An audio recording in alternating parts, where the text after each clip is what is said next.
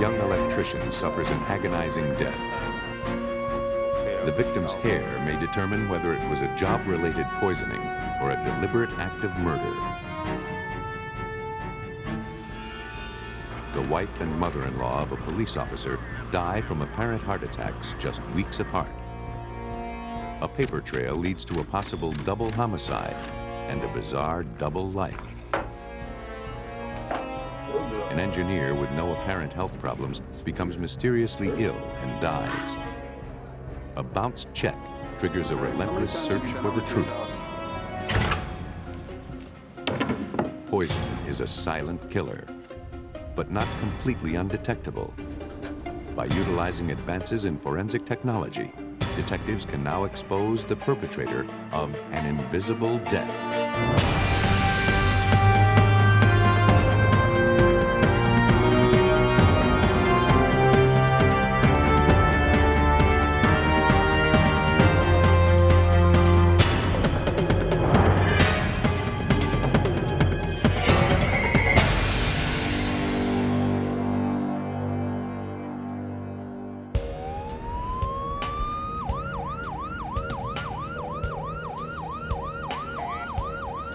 On the evening of September 7th, 1991, paramedics were called to the home of Robert and Joanne Curley in Wilkes-Barre, Pennsylvania.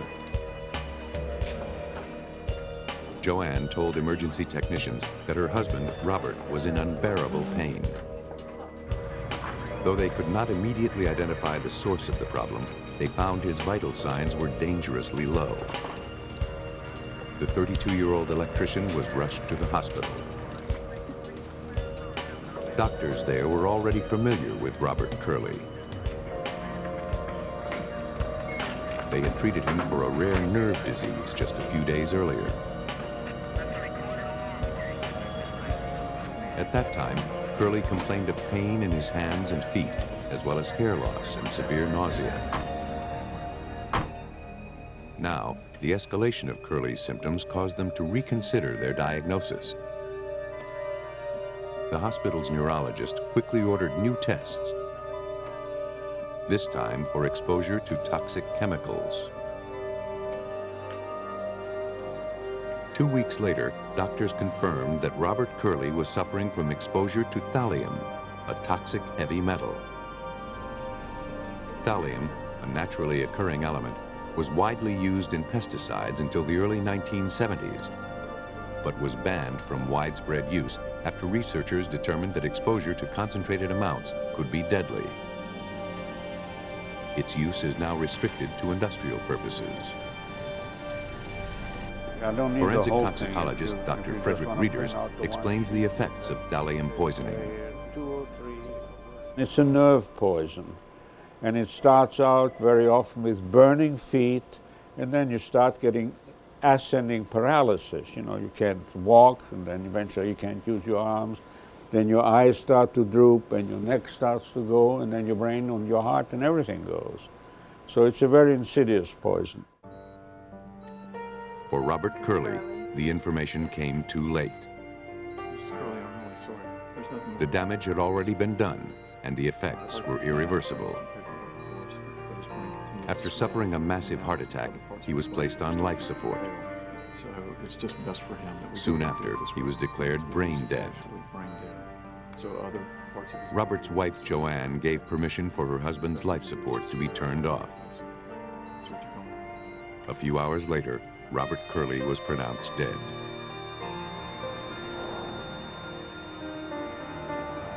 The official cause of death was cardiopulmonary failure due to thallium poisoning. Now they had to determine how and where he came in contact with the deadly chemical. A representative of OSHA, the Occupational Safety and Health Administration, was sent to investigate. Joanne Curley stated that prior to his death, Robert had been working on a major renovation on the campus of a local university. That sounds good. Soon after he began the job, Curley complained to co-workers of flu-like symptoms. By the end of the first week, he could barely walk. He said his feet felt like lead. His colleagues noticed that he looked sweaty and red-faced. Robert Curley would spend the next month in and out of hospitals, going from one medical crisis to another. Maybe you should drink something. Maybe get some, eat something. It's been a long day.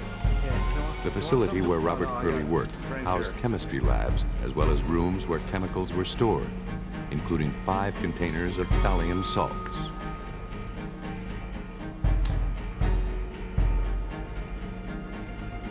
OSHA investigators began a painstaking examination of the chemistry lab. They needed to identify the source and remove it before others were injured.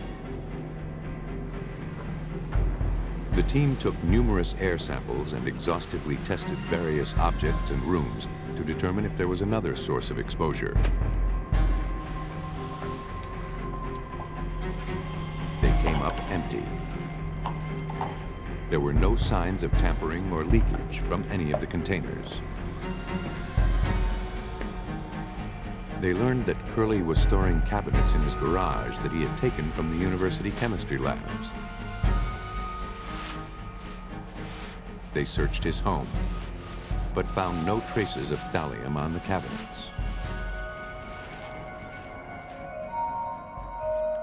With no answers to explain her husband's death, Joanne Curley contacted a toxicologist at the hospital. Some of them can be a little bit. She seemed terrified that she and her daughter might also have been exposed. She demanded that they be tested for thallium.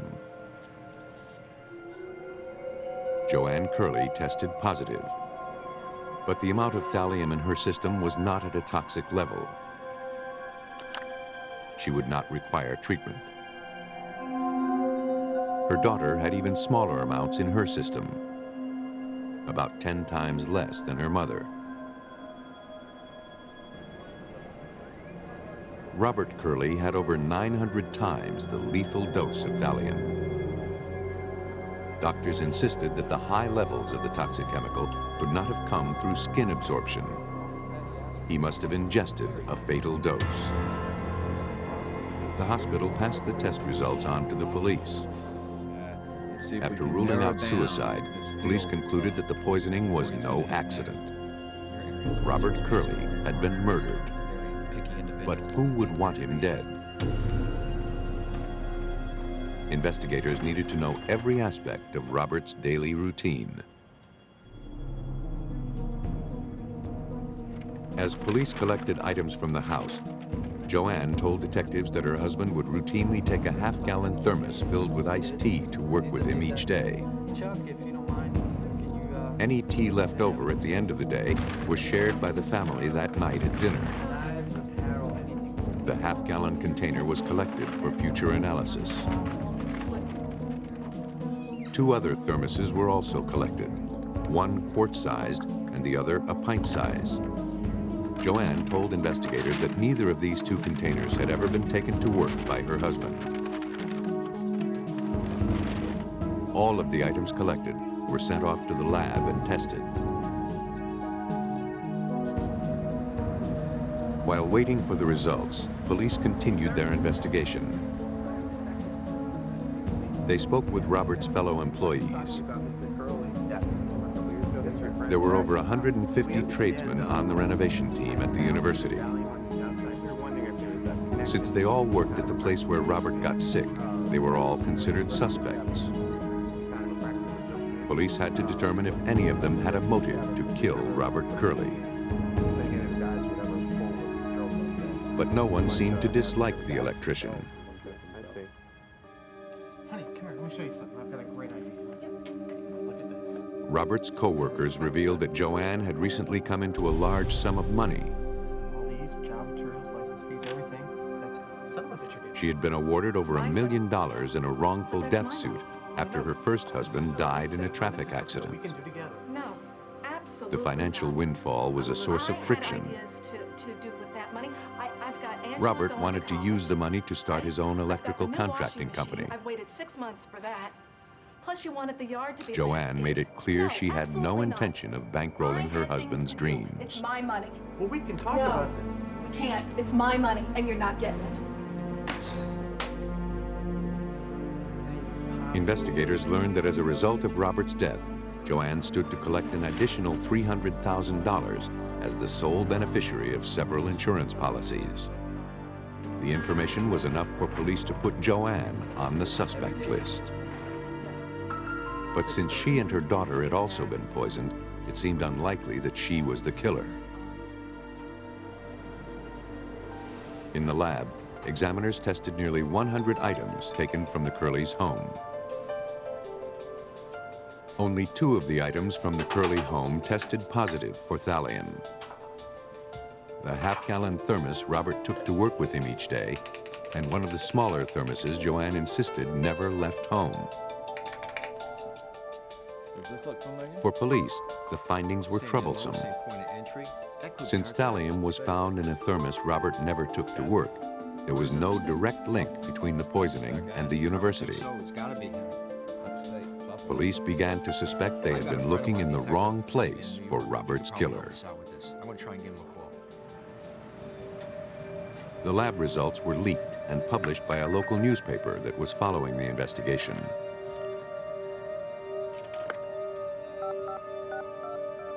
Why don't you just start? Joanne told police that she remembered something that would explain why the smaller thermos tested positive. She said that shortly after her husband was hospitalized, he called her and asked that she bring in pizza and iced tea for a farewell party for his roommate. Joanne said she transferred the remaining tea from the half-gallon thermos to the smaller container and took it with her to the hospital. As long as the half-gallon thermos remained the focal point of the investigation, Robert's co-workers could not be dismissed as suspects. And none of them had a reason to kill the electrician. The investigation hit another dead end, one that would last for the next 3 years.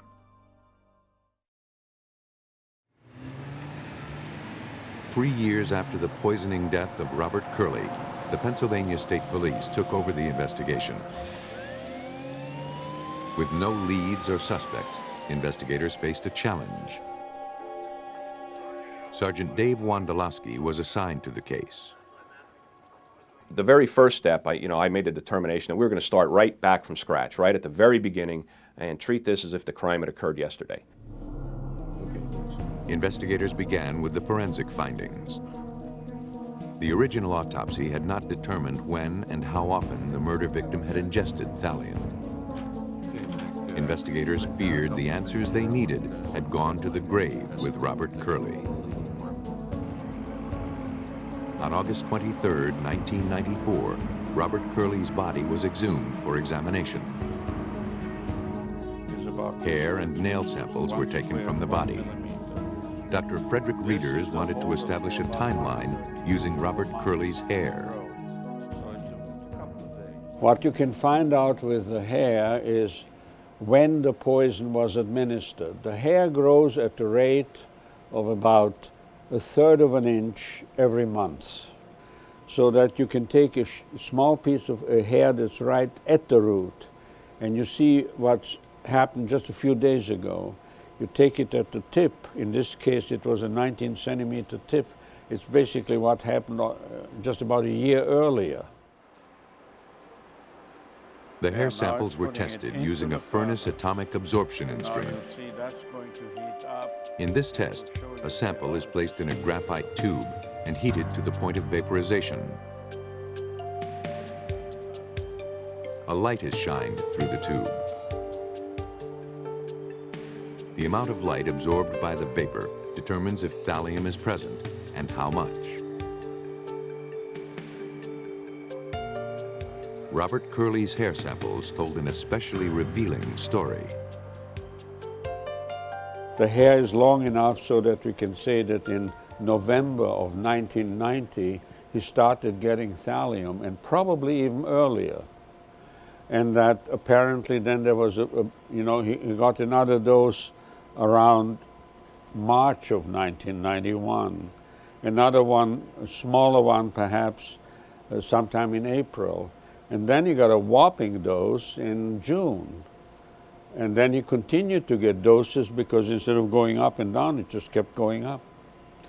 Then there was a pause, and then we found actually that towards the very end that it was going up like crazy. Robert Curley had started ingesting thallium well before he began working at the university. He had been slowly and methodically poisoned to death. Then, a final massive dose had been administered around the time he was last hospitalized. The one person with both motive and access was Joanne Curley. Investigators scoured Joanne's previous statements. Of particular interest was her account of bringing pizza and tea in a pint-sized thermos to Robert and his hospital roommate in the days before Robert's death.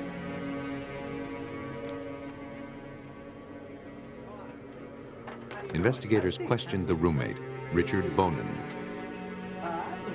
He gave them a very different story than the one Joanne had given a few years earlier. According to Bonin, neither he nor Robert had asked Joanne to bring them food or drink. Nor were they celebrating Bonin's departure, which did not take place for another 2 days. That night, according to his roommate, Curley's condition worsened dramatically. He was screaming in pain. Bonin summoned help. I think the next biggest one would be like a He little distinctly thermos. recalled that There Joanne certainly served wasn't the any iced big tea in a portion large like half-gallon that. thermos. All right, thank you so much.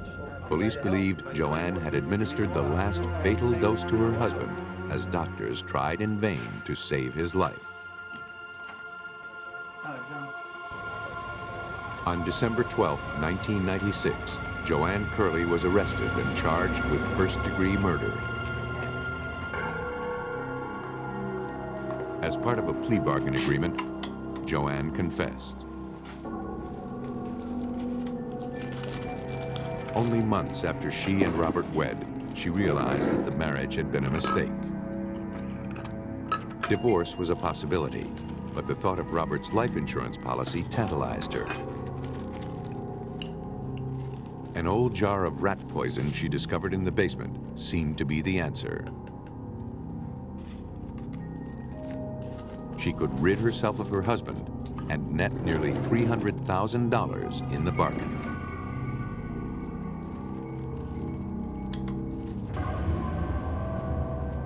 Joanne laced Robert Curley's iced tea each day. To divert suspicion, she administered a harmless dose to her daughter and herself.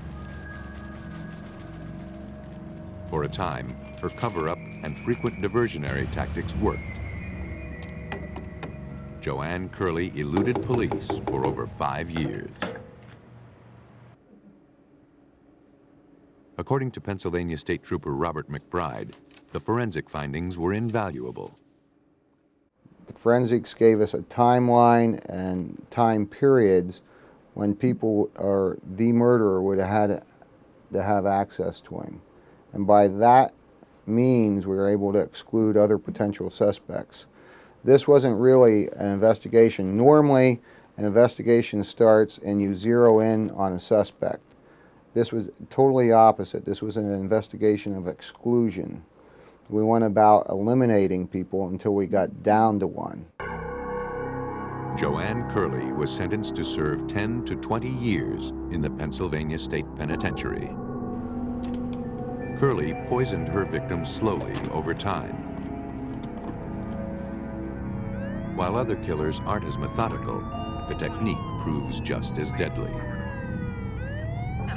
In this case, the names of the victims and killer have been changed. On January 30th, 1985, Patrolman Walter Wallace raced to Memorial General Hospital. As a veteran of the Roselle, New Jersey Police Department, he had often responded to medical emergencies.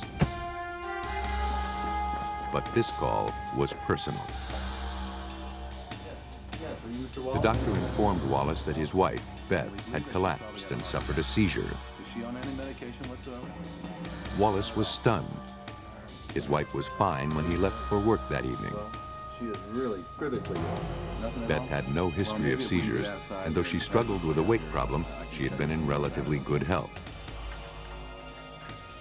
As Beth's vital signs rapidly failed, doctors could offer the patrolman little hope, She's not taking anything. She's dieting or anything. nor could they find an explanation for her symptoms. Well, is she on any medication?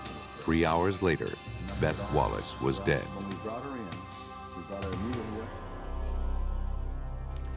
Now you know police work. Beth and Walter had been married for 24 years and had 3 children together.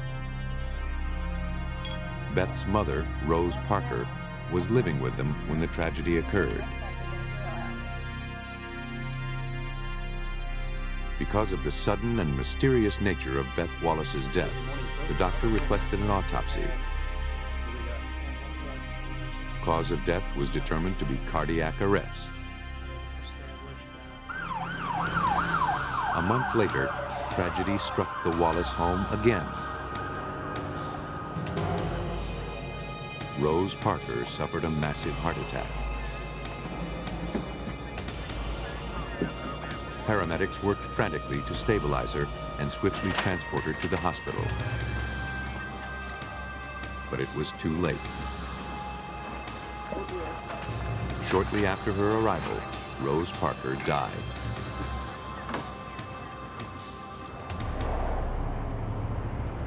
At the Union County Prosecutor's Office, investigators learned of the deaths from Rose Parker's lawyer. The fact that 2 healthy women had died suddenly and within a month of each other seemed suspicious. He asked investigators to look into Walter Wallace. Assistant Prosecutor Richard Rodbart followed up on this information. Anytime you have a public official, much less a police officer, who is suspected as being the perpetrator of a crime, you have to be extremely sure that the evidence points in that direction before you proceed and before you bring a case against that individual. To rule out foul play, investigators contacted Dr. Reng Lang Lin, chief toxicologist for the state of New Jersey.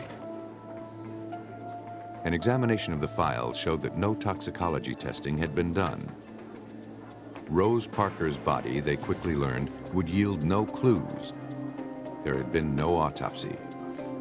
She'd been embalmed and buried. But at Beth Wallace's autopsy, tissue samples had been taken. These were sent off for extensive toxicological testing. It would be 6 weeks before investigators would receive the results. Captain Edward Johnson requested Walter Wallace's personnel file from the Roselle Police Department. From its contents, a portrait of the man emerged. Wallace was an exemplary police officer. He was popular with his superiors and peers. Nothing in the file was out of the ordinary or raised suspicions. Captain Johnson read the file in its entirety, including Wallace's military discharge papers.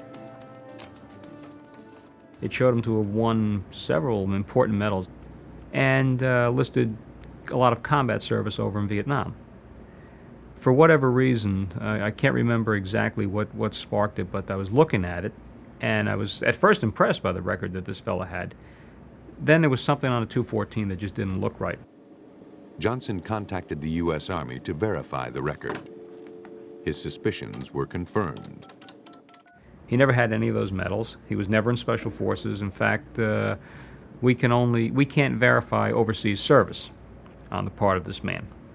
So the 214 that was in the police department file was a forgery. Walter Wallace was a liar, but was he capable of murder? To find out, investigators would need to talk with the people who knew him best, his fellow officers. There is a certain difficulty, obviously, in investigating a police officer for a crime, because you have to go into his department, talk to people that he works with every day, and the more people you talk to, the more you're signaling where your investigation is going. Hi, Jeff. You got that file Investigators made a low-profile visit to the Roselle Police Department while Wallace was off duty. I'll get it back to you in a couple of days, okay? They didn't expect Wallace's colleagues to be forthcoming, but one officer surprised them. According to the officer, There was something perplexing about Walter's marital status. He suspected that Walter had married a woman named Jacqueline Deal while he was still married to Beth. Investigators wondered, was Walter legally divorced or living a double life? Through Beth's friends, investigators learned Walter was away from home a lot. He told Beth he was being treated at a VA hospital for exposure to Agent Orange. And that's why sometimes for a week or so he might be gone, or he might be gone for the whole weekend, and she's not going to see or hear from him, and she's not going to be able to get in touch with him because the ward that he's in over at the hospital doesn't have any kind of telephone. He was pretty good, and for a while he was pretty good at juggling all of this. Investigators traveled to nearby Elizabeth, New Jersey to question Wallace's other wife. Thank you. Well, Jacqueline Deal confirmed that she and Walter had been married on November 2nd, 1984, 3 months prior to Beth Wallace's death. She said Walter had divorced his wife the summer before. Walter had brought over the divorce papers when it was final, and the two had celebrated.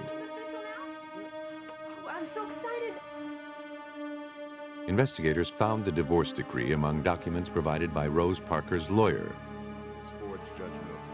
Numerous irregularities made them question its validity. Investigators searched for the original divorce decree at the county courthouse. There was no record under the name of Wallace. They then searched under the case number, only to discover it belonged to somebody else's divorce. The case name clearly read Martin versus Martin, not Wallace versus Wallace. Police surmised that Wallace used his badge to obtain the Martins' divorce decree. Wallace altered the document in order to obtain a marriage license with Jacqueline. Investigators sent the document to the FBI lab for further analysis. They had caught Walter in another lie, and this one indicated a possible motive for murder. But investigators were perplexed. Why would Wallace fake a divorce and kill his wife rather than legally end the marriage? Looking for a potential financial motive, investigators scrutinized Beth's will. Walter stood to inherit everything, including the family house. But something about this document also caught the investigators' eye. The will was dated just 2 months prior to Beth's death. The timing seemed too convenient. Further investigation revealed the existence of an earlier will. In this version, Beth had left everything to her mother. She left only $1 to her husband. Investigators wondered if he had forged the second will and then killed his wife. The new will was notarized by a secretary in the Roselle Police Department. But she denied ever witnessing the will or affixing her seal to the document. The secretary noted that Wallace often worked at her unlocked desk. He could have easily used her notary seal to certify a document without her knowledge.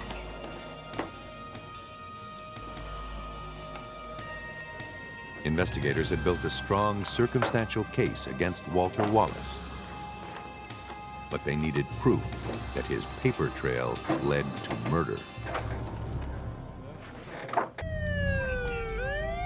Investigators in Roselle, New Jersey, suspected Officer Walter Wallace was responsible for the death of his wife, Beth. Now they hoped to support their circumstantial case with hard proof that Wallace poisoned her. 4 months into the case, the New Jersey State Lab reviewed the results of a general toxicological screening of Beth's blood, tissue, and urine. Because the screen only tested for the use of illegal drugs and alcohol, it came up negative. Laboratory technicians went further, subjecting the samples to a battery of tests to rule out prescription drugs, heavy metals, and a number of ingestible toxins. Still, they found nothing to explain why Beth died. But they had yet to test for one particularly insidious killer: cyanide. Samples from the victim were prepared in test tubes.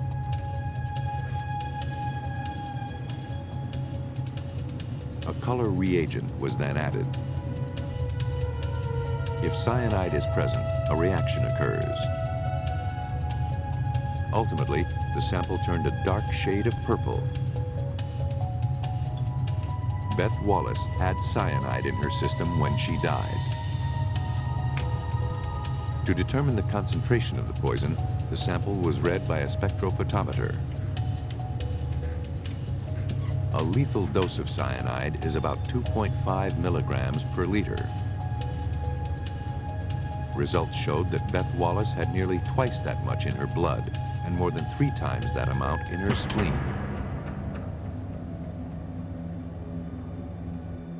The detective's next move was to tie Walter Wallace to the cyanide. Every detective that we had in the Major Crimes Unit went out there and started banging on doors in the factory district that they have over in Roselle. We went to every one of them. It's like, whether you think they have cyanide or not, stop and ask. Do you have cyanide? Are you missing any? Did anybody ever come looking for any? Get any of it on your hands. Make sure you wash your hands because... The canvassing paid off. A clerk at a metal plating factory revealed that Wallace purchased a quantity of potassium cyanide. The officer told him he needed the chemical to raise the serial number on a handgun.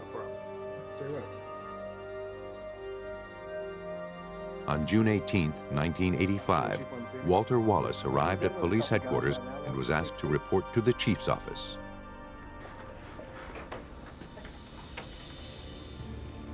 There, he was placed under arrest and escorted to jail.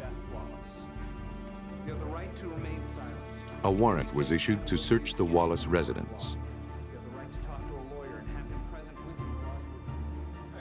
Here's our situation. The prosecutor's office enlisted the aid of their narcotics team. Due to the nature of their work, team members are skilled at conducting meticulous searches. James Durkin was a member of that team. Once we got to the house, it was somewhat evident why the chief had asked us. The house was a littered mess from attic to basement. On that particular day, we had a team up in the attic as well as the basement, and we were going to meet in the middle. Police removed some 100 items from the Wallace home. Hey, Captain, is that something? A manual typewriter was found hidden behind the couch. Legal documents, including the original Martin divorce decree, were found in a drawer.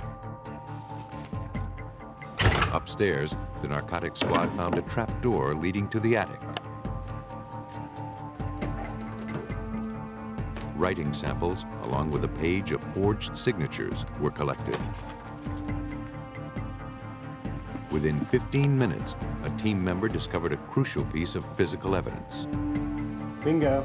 An empty bottle. What have you got? Got this in the attic. The handwritten label read potassium cyanide.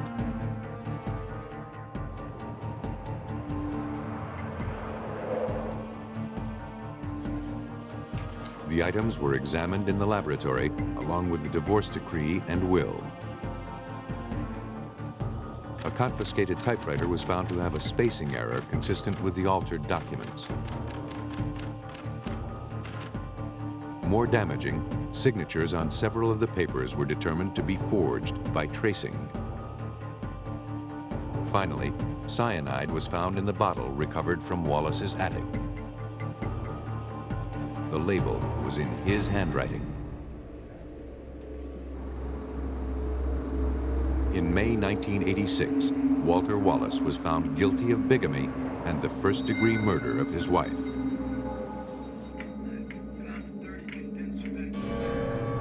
Police theorized that Walter Wallace's double life was becoming too complicated.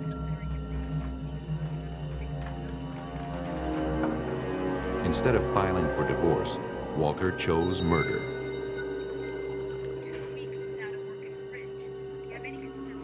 But his attempt to finance a new life at his wife's expense was his undoing. Wallace was sentenced to serve from 30 years to life in prison. He was never charged or tried for the murder of his mother-in-law, Rose Parker, due to lack of evidence.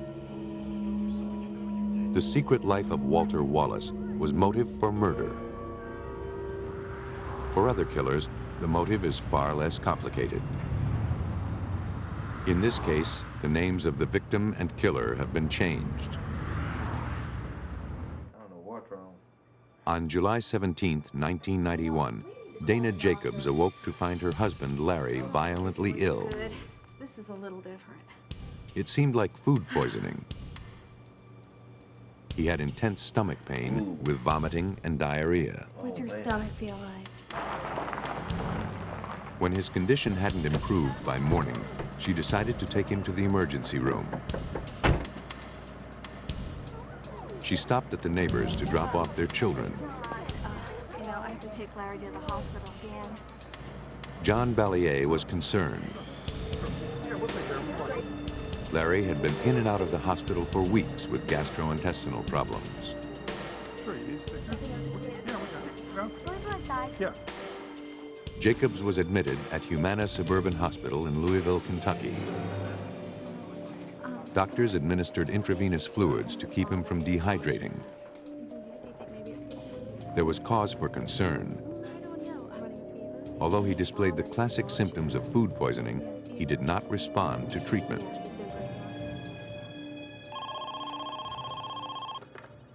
Hello. The next day, Dana called John Ballier with tragic news. Her husband, Larry, was dead.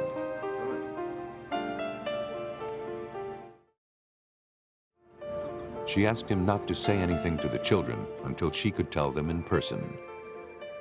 I think it had an impact on us, just having the kids there, having a good time, oblivious to the fact that their father had died and that their lives were going to change probably dramatically. An autopsy was performed with Dana's permission. Doctors wanted to know what had killed the otherwise healthy 41-year-old man. Apparently, Jacobs had suffered a massive heart attack. Yet there was no indication of heart disease or what triggered the attack. His sudden death was considered a mystery. On Monday morning, John Ballier related the sad events of the weekend to his colleagues at the Commonwealth Attorney's Office. And of course, the kids play together. Hey, John, how are you? Shortly afterward, Ballier received intriguing news from a fellow attorney. Oh, man, it's terrible. His brother-in-law owned a chemical company. Dana Jacobs had been a recent customer. Fine, how you doing today? In fact, she came in the day her husband got sick. She purchased a chemical called Colchicine. His brother-in-law only remembered the purchase because Dana's check had bounced. And his brother-in-law had called him complaining about the fact that this check had bounced. And he thought it was kind of an interesting coincidence that the two events involved the same family. Ballier researched the chemical. He found that colchicine in small doses is used to treat gout. Larger amounts could be fatal. He contacted Barbara Weekly Jones, Assistant Chief Medical Examiner for the Commonwealth of Kentucky. There is a fine line between therapeutic levels, meaning giving relief from gouty arthritis, and levels of the drug that can cause significant side effects. And the main side effects of this drug are nausea, vomiting, and diarrhea, which, when it reaches a bad, severe state, can cause death of an individual. Dr. Weekly Jones was aware that the general drug screen performed at autopsy would not reveal a specific toxin, such as colchicine. She prepared blood and tissue samples for further testing. She was not optimistic the test results would prove definitive.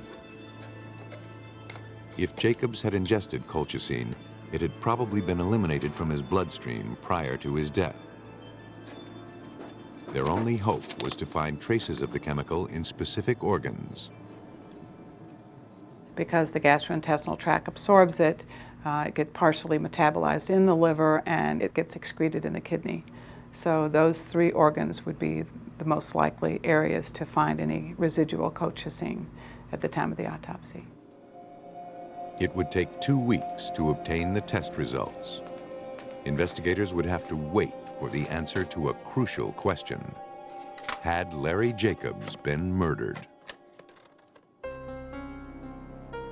Larry Jacobs, a 41-year-old father of 2, had died of a mysterious stomach ailment.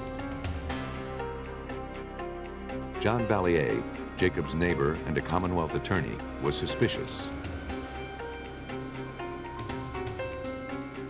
He assigned Detective Pat Conkling of the Jefferson County Police Department to investigate. Ballier told Conkling that the dead man's wife had purchased a potentially lethal chemical called colchicine just days before his death. The detective's first order of business was a visit to the state medical examiner's office. The results of Larry Jacobs' toxicology test had finally come in.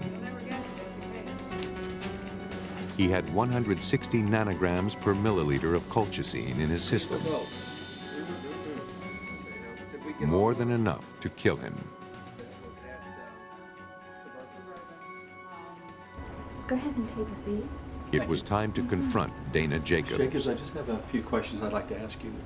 First, I have to inform you that... But investigators were surprised by the reception they received. She invited us in. There was no hint of any problems. She was very cordial with us. We never had the first bit of hesitation on her part of talking with us. She readily admitted to buying the colchicine. She said she needed the substance to kill algae growing in her swimming pool. Investigators asked if she still had any left.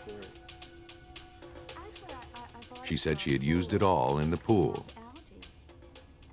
I asked her how she came across the chemical, and she gave us the name of several businesses that suggested that she used this chemical to control the algae. Detectives contacted these businesses in an effort to confirm Dana's story. No one remembered telling her that colchicine could be used to control algae. In fact, most had never even heard of the substance. Investigators were at an impasse. They knew how Larry Jacobs died, but not why. Perhaps an examination of the couple's marriage would yield more clues. Investigators visited Larry's sister.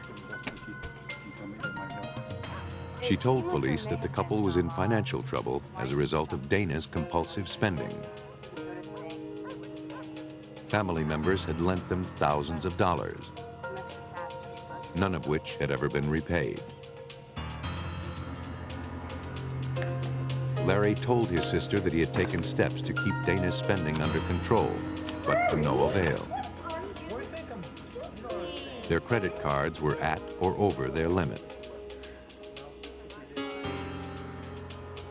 One of Larry's co-workers recalled having to lend him money on a business trip to pay for meals and a hotel room. The embarrassed engineer explained that he had neither cash nor available credit at the time. And there was insurance money. Larry had 2 life insurance policies on himself.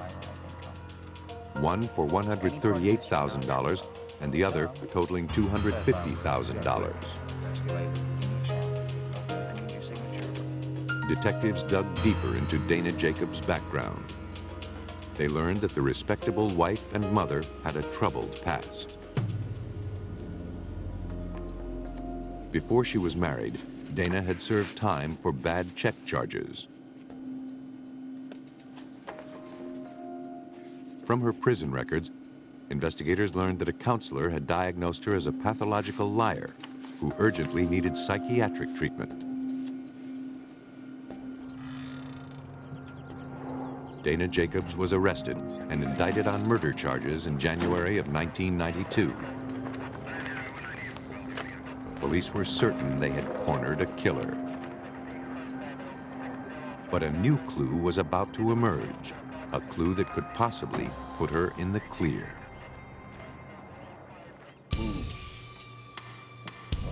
5 months after Larry Jacobs' death, his widow Dana was indicted for murder.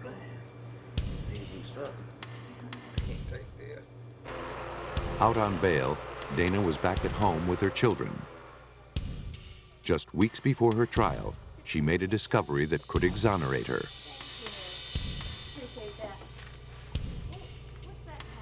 A suicide note from her husband. In it, he said the financial strain was too much to bear. Investigators were skeptical, but the note did appear to be in Larry Jacobs' handwriting. Moreover, it was well known that the deceased had been depressed about money matters. With his background in chemical engineering, it was possible he was familiar with colchicine and used it to end his life. The suicide note was forwarded to Stephen Slater, the Commonwealth's document expert. The first thing he noticed was that different pens had been used.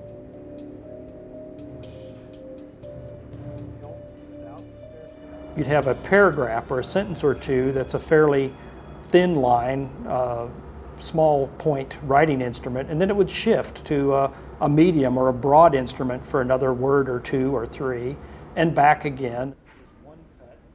It quickly became apparent that the note had been created by cutting and pasting words and phrases from Larry Jacobs' writings. After it was pasted up, the close examination of the note showed that it had first been copied by passing it through a fax machine to produce a copy. In the 5.5 months following her husband's death, Dana Jacobs spent close to $200,000, half of the insurance money she'd collected. One of her first purchases had been a fax machine. The suicide note she doctored represented a last desperate gamble to throw authorities off her trail.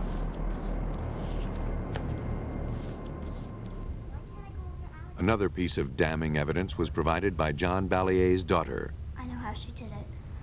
Oh, that's not something you No, should say. Dad, I really do. I know how she did it. Sarah Ballier testified that she saw Dana Jacobs filling clear gel caps with white powder. Sure. Mrs. Jacobs told the girl that she was making vitamins to put into her husband's food. Well, can we go? Can we go to the breakfast? Sure, you can go. She explained it was the only way she could get him to take his vitamins. Police theorized that Dana Jacobs used a familiar household routine to poison her unsuspecting husband. On November 23, 1992, Dana Jacobs was convicted of first-degree murder. She was sentenced to 28 years in prison. Lethal but invisible, poison has historically enabled killers to strike without fear of reprisal. But unseen no longer means undetected. Thanks to advances in forensic science, detectives have new tools to catch the killer and unravel the mystery behind an invisible death.